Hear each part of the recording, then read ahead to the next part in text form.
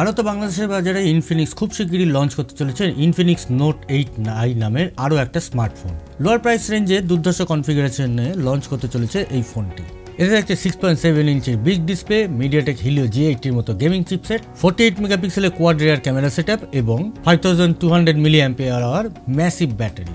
এছাড়া ফোনটার রেয়ার পার্টের ডায়মন্ড কাট শেপের ডিজাইন এবং সামনে পাঞ্চলযুক্ত ডিসপ্লে এই ফোনটার আরও একটা কিন্তু অ্যাট্রাকটিভ পয়েন্ট। সো বন্ধুরা, আজকের ভিডিওতে আমরা আলোচনা করে নেব ইনফিনিক্স নোট 8i নিয়ে। এই ফোনটা সম্বন্ধে আমার কি মতামত এবং এই রেঞ্জে এই ফোনটা কেনা আপনাদের উচিত হবে নাকি অন্য কোনো ফোন আপনাদের সাজেস্ট হিসাবে বলতে পারি, সেটা অবশ্যই জানিয়ে দেব। নমস্কার বন্ধুরা, আমি নীল সায়ন আর আপনারা দেখছেন টেকনো বাসা। তাহলে আসুন ভিডিওর প্রসঙ্গে যাওয়া যাক।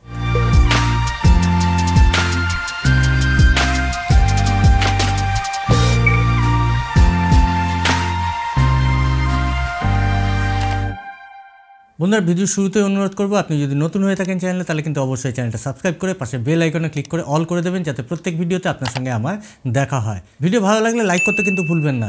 আর আপনি আমাদের ফেসবুকে টেকনো বাসা গ্রুপে যদি জয়েন না করেন তাহলে অবশ্যই কিন্তু টেকনো বাসা গ্রুপে জয়েন করুন। আমাদেরকে ইনস্টাগ্রামে ফলো করুন। ইনস্টাগ্রাম আর ফেসবুকের লিঙ্ক কিন্তু ডেসক্রিপশন বক্সে দেওয়া আছে। শুরুতে চলে আসছে ডিজাইন এবং বিল্ড কোয়ালিটিতে।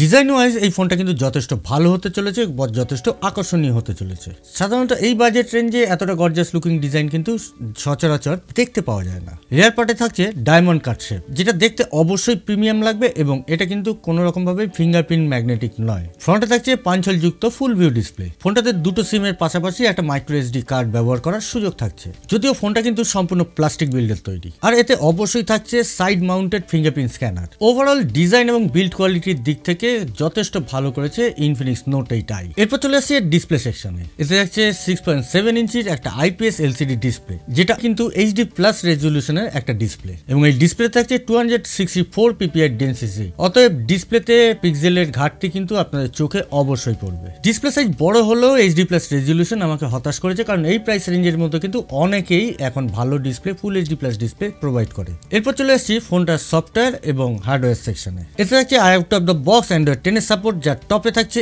XOS 7.1। চিপসেট হিসেবে এই ফোনটাতে থাকছে মিডিয়াটেক হিলিও G80। এটি 12 nm আর্কিটেকচারে তৈরি করা একটা অক্টা-কোর প্রসেসর। জিপিইউ হিসেবে এতে থাকছে Mali G52 MC2। এই এসওসি সম্বন্ধে বলা যায় এখনকার দিনে গেমিং এর জন্য মিড রেঞ্জ বাজেটে এই এসওসি কিন্তু যথেষ্ট বেশি জনপ্রিয়। এই চিপসেট আগে Redmi 9, Poco M2 এবং Huawei Y9A সহ আরো কয়েকটা পপুলার ডিভাইসে কিন্তু ব্যবহৃত হয়েছে। পাবজির মতো হেভি গেম কিন্তু এখানে HD গ্রাফিক্সে আমরা প্লে করতে পারি। সুতরাং লো বাজেট গেমাররা কিন্তু এই ফোনটাকে তাদের পছন্দের তালিকায় নিশ্চিতভাবে রাখতে পারেন। ফোনটা লঞ্চ হবে 6128 এর একটা মাত্র ভেরিয়েন্টে। এরপর চলে আসছে ফোনটার ক্যামেরা ডিপার্টমেন্টে। ফোনটার রেয়ারে থাকছে কোয়াড রেয়ার ক্যামেরা সেটআপ, যার মেইন ক্যামেরা হচ্ছে কি 48 মেগাপিক্সেলের। পরে যে ক্যামেরাগুলো দিয়েছে সেগুলো আমার খুব একটা ভালো লাগেনি। 2 মেগাপিক্সেলের ম্যাক্রো সেন্সর, 2 মেগাপিক্সেলের ডেপথ সেন্সর এবং একটা VGA AI ক্যামেরা দিয়েছে। এই ক্যামেরাগুলোর কাজ কি কেউ জানে না। ফোনটি সেলফি হিসেবে থাকছে 8 মেগাপিক্সেলের একটা পাঞ্চলযুক্ত ক্যামেরা। সেলফি ক্যামেরায় সর্বোচ্চ 1080p 30 fps এ ভিডিও শুট করা যাবে। ফোনটার ক্যামেরা সেটআপ কিন্তু আমার কাছে খুব একটা ভালো লাগেনি। জানি না এর পিকচার কোয়ালিটি কেমন আসবে, কারণ 48 মেগাপিক্সেলে ভালো পিকচার কোয়ালিটি আসার কথা, কিন্তু বাকি যে রেয়ার সাইডে ক্যামেরাগুলো দিয়েছে সেগুলো খালি নাম্বার বাড়াবার জন্য দিয়েছে, এগুলো দেওয়ার কোনো মানেই নেই।